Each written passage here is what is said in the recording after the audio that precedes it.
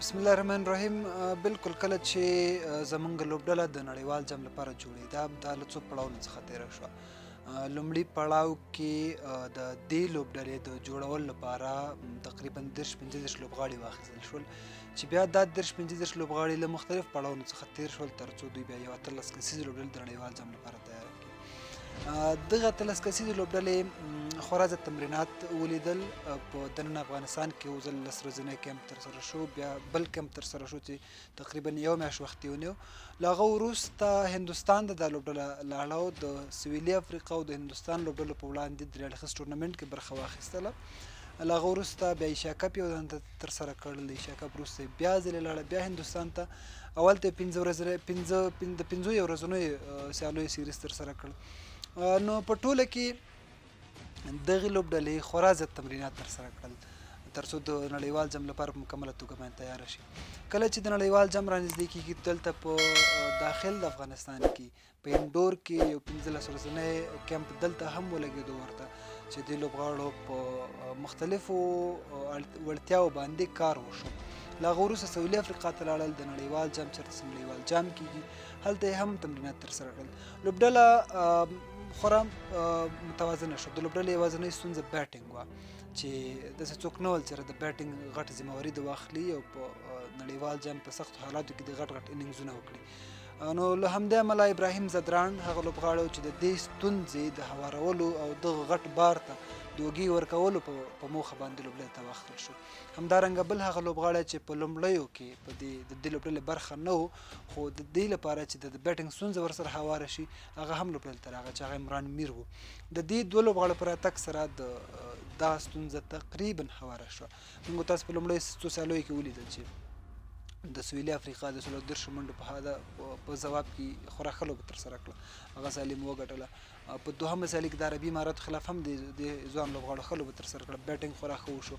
ورپسې بالینګ کې د شفیع او د نور احمد جوړې خورا ښې پایله درلودې او سیالۍ په خپله ګټ باندې تمامې کړې. زه به یو خوشبختي یاده کړم د افغان لوبډلې هغه دا چې په یو ښه ګروپ کې وه، نسبتا اسانه ګروپ کې وه چې ویې کولی شول دوم پړاو ته لاړل او په دوم پړاو کې بیا موږ تاسې ټولو لایف هغه لوبه وکتله چې بعضې ستونزې درلودې خصوصا بیټینګ برخه کې. ما مخکې هم یادونه وکړه چې زموږ بیټینګ هغه یوازینی کنسرن زموږ د لوبډلې چې په هغه باندې باید کار شوی وی زیات. لوبغاړي نه وي ول، دا کوم لوبغاړي چې بعضې سینور لوبغاړي لوبډلې داخل شوي ول هغو بدبختانه کارکردګي سمه ونه کړله، رنځ یې ونه کړله چې کومه نوې خبره نه ده. کرکټ د هر څه پېښېدلی شي. هر څومره ښه لوبغاړی چې وي دا امکان لري چې په لوبه کې وختي اوټ شي، رنځ ونه کړي، لوبډلې په ګټه باندې ښه ثابت نه شي. هماغه ورځ په هماغه ورځ باندې هم نه عمران رنځ وکړلو، نه عمران میر رنځ وکړل، نه ابراهیم ځدراڼ رنځ وکړل او نه بعضې نور لوبغاړو چې پایله کې موږ هدف سم ورنه کړو، لوبډله له ماتې سره مخ شوه.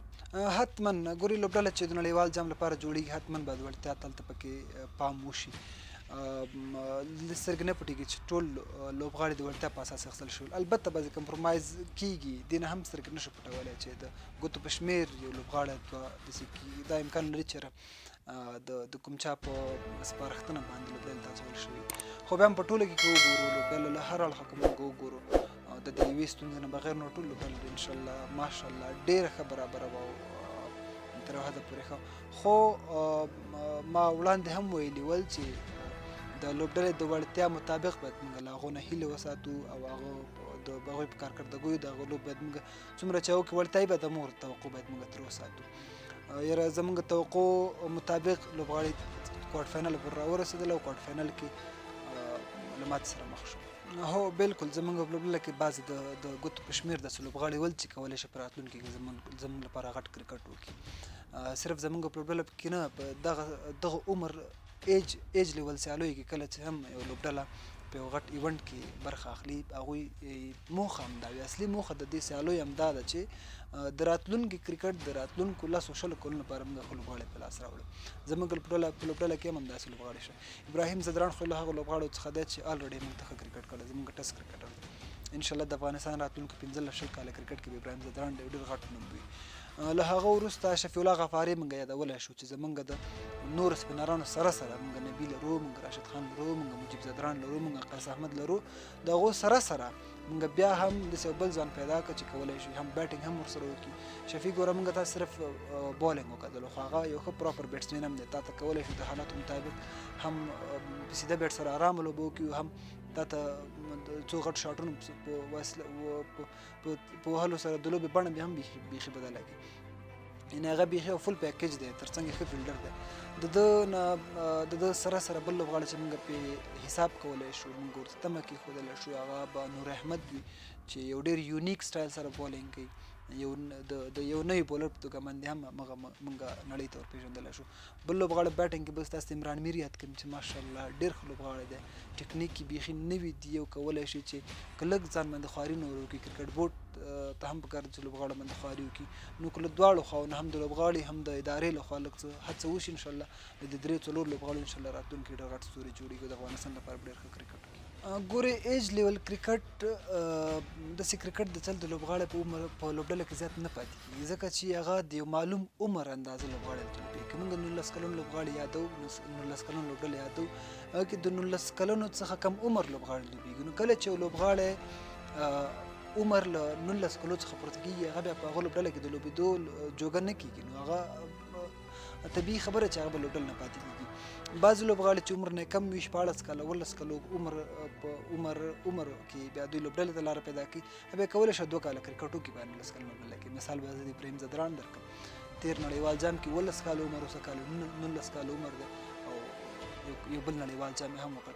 خو په بره لیول کرکټ کې کله چې ایج مسله ختمیږي، کله چې د عمر هغه حدودات چې کوم دي کله چې هغه ختمیږي، بیا هلته بیا په کار د کرکټ بورډ ته چې په لوبغاړو باندې باور وکړي او لوبغاړي زیات نه زیات لوبغاړو ته زیات نه زیات وخت ورکړي، زیات نه زیات وخت ځان سره وساتي، تر څو وکولی شي خپل هغه اصلي څه ځان کې چې لري هغه وښیي. په یوه لوبه په 2 لوبو په یو سیریز په 2 سیریزو باندې لوبغاړی څه نشي کولی. بعض لوبغاړي څه له اول نه سټارټ اخیستلی شي، سټارټ کولی شي او یو څه نړیوال ته ښودلی شي. خو بعض داسې لوبغاړي شته چې په اول سر کې فلاپ وي، رنز نه ترې کېږي. خو باید کرکټ هرې لوبډلې هر منیجمنټ ته پکار ده چې لوبغاړو باندې پوره باور وکړي او لوبغاړو ته پوره وخت ورکړي، د هغوی په وړتیاو باندې کار وکړي تر څو راتلونکي ته یې جوړ کړي. نو بالکل زه ستا سره همغږی یم چې بعض لوبغاړي باید پاتې شي البته په غټ لیول کرکټ کې. حتما ستونزه شته. ګورئ صرف زموږ 19 کلنه لوبډله نه چې دې ستونزې سره مخ وه، زموږ ملي لوبډله هم له عیناً ستونزې سره مخ وه چې په نړیوال جام په انګلستان کې وشو، خو موږ کیمپونه په هندوستان او په سویلي افریقا کې لګول. یو ستونزه ښایي د همغه هېواد په کرکټ بورډ کې هم وي چې موږ ته وختي ګراونډونه به زموږ په لاسرسي کې رانه کړي. بله مسله دا ده چې موږ په هېواد کې دننه ښې اکیډمۍ نه لرو، موږ مجبوري کړو چې بهر هېواد ته لاړ شو. بهر هېواد کې بیا زموږ مصارف ډېر غټ فیکټر دی چې موږ مصارف ته بیا په کتو باندې نږدې هېواد کې د روزنې لپاره هلته ځایونه ګوري. په کار خو دا ده چې په خپله د هېواد په هېواد کې دننه موږ ته باید داسې اسانتیاوې برابرې شي چې باید زموږ لوبغاړي په کور دننه خپل تمرینات ترسره کړي. بیا ویکټې برابرول، د ویکټو جوړول، د خاورې اړول راړول د هغه بیا کېږي انشاءالله، دومره غټه مسله نه ده او ویکټې د همغو حالاتو مطابق هم برابرېږي. خو دا چې تا سره په هېواد کې د اسانتیاوې موجوده نه وي، بیا ته بهر ته ځې، نو بیا حتما داسې یو ځای ته ځان ته غوره کوي چې هغه کې ستا مصارف ستا کاسټس نسبتا کم راشي. او بل مسله دا ده، ما مخکې هم یادونه وکړه چې زیاتره وخت کوم هغه هېواد چې هغه په نړیوال جام هاسټ کوي، د هغو کوربتوب کوي، هغه نو بیا د تیاریو په جریاناتو کې هغه بیا داسې وخت راځي چې کله کله ګراونډونه تا ته نه درکوي چې ته په هغه خپل تمرینات ترسره کړې. له همدې امله کله کله داسې کېږي چې له هغه اصلي ځای څخه پرته په بل ځای کې تمرینات ترسره کوي چې دومره پایلې بیا ښې نه راځي. ګورې زموږ په هېواد کې کرکټ ډېر زیات نوی دی، اسانتیاوې مو تقریبا په نشت حساب دي. موږ ګوره صحیح ګراونډ نه لرو، صحیح اکیډمي نه لرو، صحیح روزنځای نه لرو، ښه روزونکي نه لرو.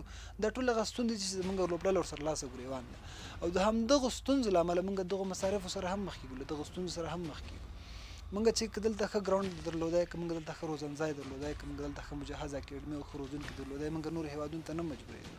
موږ په هېواد کې دننه هېڅ داسې اسانتیا نه لرو چې په هغه کې موږ وکولی شو خپل لوبغاړي په خپل کور کې وروزو. له همدې امله موږ بهر ځو. بهر ته چې ځو هلته حتما د سفر مصارف راځي، هلته د ګراونډ د کرایه کولو مصارف راځي. ګورې خبره زه وکړم، کله چې زمونږ لوبډله بهر ته ځي هلته هم اکیډمي په کرایه نیسي، هم ګراوند په کرایه نیسي، هم هلته هوټل په کرایه نیسي، هر څه د خپل املا پوره کوي. نو حتما مصارف ډېرېږي.